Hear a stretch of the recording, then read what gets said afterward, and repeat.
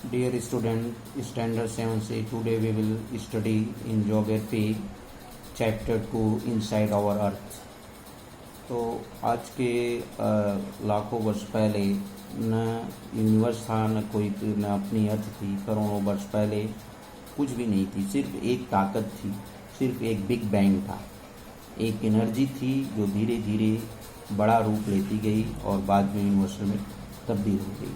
ये ऐसी एक हमारी मान्यता है, लेकिन साइंटिफिक रीजन से देखें तो हमारे जो बड़े बड़े वैज्ञानिक हैं उसमें स्पॉन्टेनियस थियरी आती है। बाद में स्टैनली मिलर का जो साइंटिफिक रीजन रहा वो काफ़ी महत्वपूर्ण रहा। उन्होंने बताया कि किस तरीके से हमारी अर्थ का निर्माण हुआ और कैसे यूनिसेलुलर और मल्टीसेलुलर बॉडीज़ की जन्म हुई। Unicellular like that amoeba, paramecium.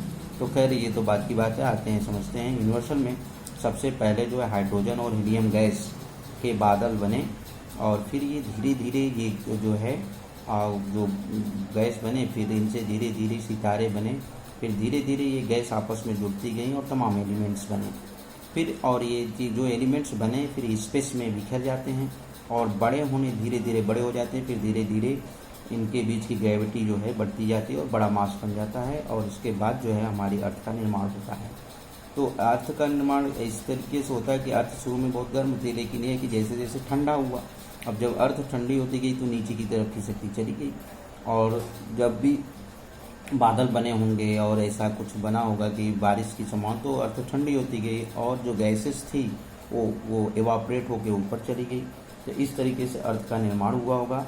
तो सबसे पहले जो हमारी अर्थ थी वो मॉल्टेन स्टेज में थी और तमाम जो है प्रकार के जो है तारे थे, तमाम प्रकार के एस्टेरॉइड से मेटसाइड से आपस में टकराए होंगे और जिसकी वजह से ये जो है धीरे धीरे ठंडी होकर के जो है नीचे आई और हल्की चीज़ें ऊपर चली गई। ये सब चीज़ें ऐसा नहीं, ये सब लाखों वर्षों के दौरान हुआ और बर्फ़ भी जमी होगी, इसमें कोई दौरा नहीं।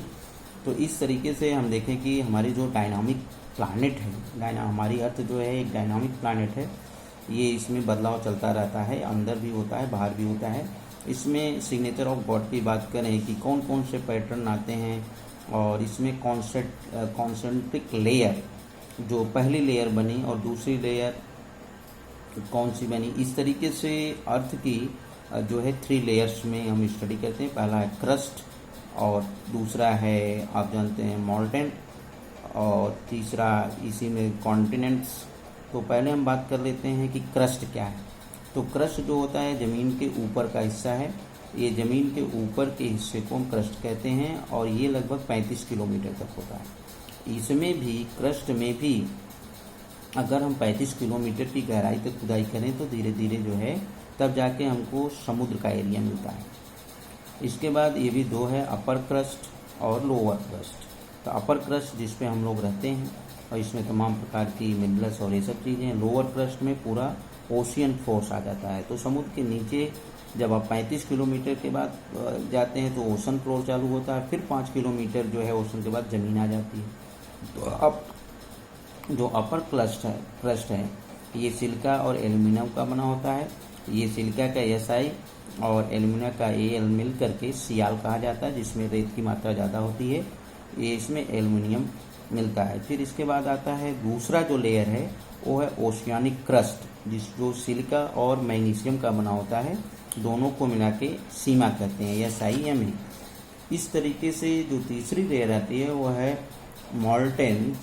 तो जो मॉल्टेन है इस स्टेज आती है ये क्रस्ट के नीचे का होता है, लगभग 3000 किलोमीटर गहराई तक। इसके बाद जाते हैं तो कोर मिलता है। कोर क्या होता है, ये एक महत्वपूर्ण हिस्सा है, किसी चीज़ का इम्पोर्टेंट हिस्सा होता है। और इनर मोस्ट लेयर जिसको हम कहते हैं अर्थ का, यहाँ से इसकी जो रेडियस होती है कोर का वो लगभग 3500 किलोमीटर है।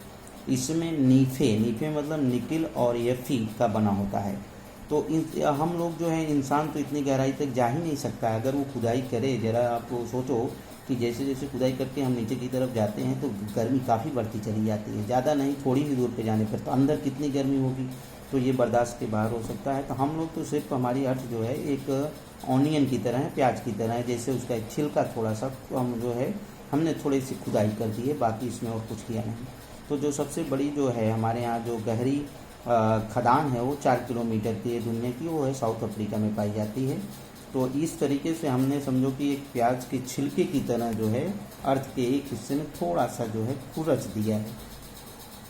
इसके बाद जो है क्रस्ट की बात करें जो 40 मिनट गहरा है, तो ये तो हमने बता दिया कि इसमें कुछ हम लोग कहें कि लॉ ऑफ नेचर है, और इसमें कह रहे हैं कि एक मैग्नेट की तरह हमारी पृथ्वी जो है यूनिफॉर्म लेयर में होती है और मैग्नेट की तरह व्यवहार करती है। आप तो जानते हैं कि अगर किसी मैग्नेट को अगर आप फ्रीडम में छोड़ दिया जाए तो उसका जो है 2 पोल्स नॉर्थ और साउथ में ही रुकते हैं। तो ये प्रूव करता है कि, और देखो हमेशा जो मैग्नेटिक फील्ड होता है वो नॉर्थ से निकल करके मैग्नेटिक रेज जो है नॉर्थ से निकल करके साउथ की तरफ चलती हैं। तो इस तरीके से, क्योंकि इतनी गहराई आपको सोचने वाली बात है कि कौन जा रहा है 35 किलोमीटर तक, खुदाई भी नहीं हो सकती, तो मापने कौन गया, तो मैग्नेटिक फील्ड से जो है इसको मापा गया है। तो जो क्रस्ट का वर्णन करें कि जहाँ पर जीवन है, जहाँ पर आप देखो खाना पानी हवा के बिना तो जीवन संभव नहीं है। अब ये देखा जाए कि ये और इन खाना पानी हवा तो सिर्फ मानव के लिए जरूरी है, लेकिन बिना पेड़ पौधों के हम लोग जीवित रह ही नहीं सकते। और पेड़ पौधों को कहते हैं मिट्टी चाहिए। मिट्टी कैसे बनी होगी, पत्थर और मिनरल से बनी होगी। तो जैसे अभी इसको जाने की भाई कि जैसे फूल पत्थर और पेंसिल हमें दे दिया जाए और कहा जाए कि फूल पत्थर पेंसिल लो और इसमें पहचान करो कि मिनरल कौन सा है, तो इसमें फूल और पत्थर दोनों नेचर की चीज़ें हैं और पेंसिल तो हमने बनाई है। लेकिन फूल और पत्थर में डिफरेंस है, क्योंकि पत्थर जो है मिट्टी का बना हुआ है जबकि फूल मिट्टी का बना हुआ नहीं है, एक मिनरल्स है। तो पत्थर के हम देखते हैं कि पत्थर कितने प्रकार के यानी काइंड्स ऑफ लेयर कहते हैं। पहला है इग्नेशियस रॉक्स, इसको हम आग्नेय चट्टाने भी कहते हैं, और दूसरी है सेंटिमेंटल रॉक्स, और तीसरी है मेटामॉर्फिक रॉक्स।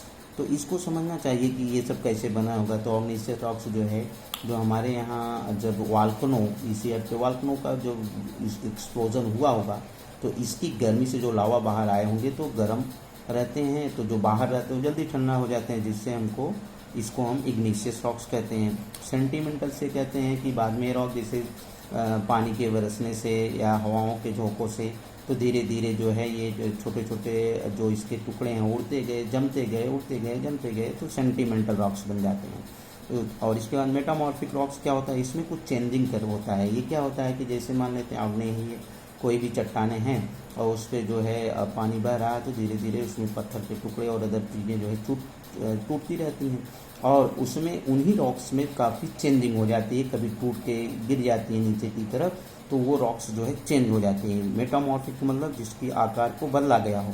तो इस तरीके से अर्थ के अंदर और बाहर तो वाल्कनो एक्सप्लोजन से इस तरीके की चीज़ें होती हैं। तो इसमें एक चीज़ होता है वो मैग्मा, जब वाल्कनो विस्फोट होता है तो मैग्मा क्या होता है, मैग्मा क्या होता है कि एक गर्म तरल पदार्थ होता है जो अर्थ के अंदर पाया जाता है और जो काफ़ी प्रेशर पड़ने पर अर्थ से बाहर आता है तो जिसे लावा कहते हैं, और ठंडा होने पर इग्नेशियस रॉक्स का निर्माण होता है जिसे हम प्राइमरी रॉक्स भी कहते हैं।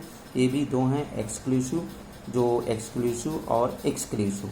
तो ये क्या होता है, इसमें दोनों में थोड़ा सा अंतर है, वो है टाइमिंग का अंतर। क्योंकि जो एक्सक्लूसिव होता है ये ऊपर का हिस्सा जो पहले बाहर आ जाता है तो ये जल्दी ठंडा हो जाता है, और जो जल्दी ठंडा हो जाता है लावा जल्दी ठंडा हो जाते हैं तो इसको हम बोलते हैं इग्नेशियस रॉक्स।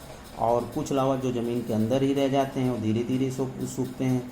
तो इसमें हमारी डेक्कन प्लेट आती है, इसका सबसे अच्छा उदाहरण जो है बॉक्साइट। हम जानते हैं बॉक्साइट क्या है, एक एल्युमिनियम का एक ओर है और एल्युमिनियम का एक अयस्क है। इसके बाद जो है जो धीरे धीरे ठंडा होता है, अभी जो जल्दी ठंडा हुआ वो था बॉक्साइट, और जो धीरे धीरे ठंडा हुआ वो है ग्रेनाइट। तो ये सब हज़ारों साल लग जाते हैं रॉक्स को गिरते और टूटते बनने में, इसको मेटामॉर्फिक कहते हैं। तो इस तरीके से पानी के बहने से पत्थर के टूटने से छोटे छोटे टुकड़े जो जमते हैं तो सेंटीमेंट चट्टानें बन जाती हैं, और फिर जो है इन्हीं चट्टानों को टुकड़ों धीरे धीरे छोटे मोटे टुकड़े उड़ा ले जाते हैं, जो उड़ के जाते हैं उससे जो है मेटामॉर्फिक बनती हैं। फिर इससे फॉसिल, कभी कभी ऐसा भी होता है कि जब पानी बहता है थोड़ा गैप में टूटता है तो उसमें पेड़ पौधे अंदर गिर जाते हैं या जानवर भी, तो उसके अंदर जो है पड़े रह जाते हैं उनके रिमेन्स, जिसको हम फॉसिल कहते हैं। इसको जानना चाहिए, लाखों करोड़ों वर्ष पहले की बात है। चूना पत्थर इसका एक बहुत अच्छा एग्जाम्पल है। इसके बाद है रॉक साइक्लिंग। रॉक साइक्लिंग में क्या होता है कि एक रॉक्स दूसरे रॉक्स में तब्दील होता रहता है। जैसा आपने देखा कि आग्नेय चट्टानें हैं या आग्नेशियस जो रॉक्स है किस तरीके से पानी के बहने से टूटती है, तो टूटने के बाद जो है वो चट्टानें चेंज होती हैं तो उसको मेटामॉर्फिक कहते हैं। फिर ये टूटती है, छोटे छोटे चट्टानें उड़ करके सेंटीमेंट से रॉक्स बनती हैं। तो इस तरीके से लगातार जो है चलता रहता है। और लास्ट पॉइंट हमारा है मिनरल्स। मिनरल्स किसको कहते हैं, तो सीबीएसई की बुक में मिनरल्स तो उसको कहते हैं कि भाई जो ज़मीन के अंदर से हम लोग जो है खुदाई करके निकालते हैं उसको मिनरल्स कहते हैं। नेचुरल चीज़ें होती हैं, बट उसमें पेट्रोलियम है, कोयला है, लेकिन ये है कि यहाँ तो कह सकते हैं, लेकिन मिनरल्स उसको कहते हैं जिसमें कार्बन ना हो। लेकिन कार्बन का खेल तो अजीब होता है, इसकी स्टडी हम आगे की क्लास में करेंगे। तो आज की वीडियो में बस इतना ही, तब तो मिलते हैं नेक्स्ट वीडियो में, तब तक के लिए गुड बाय, थैंक यू।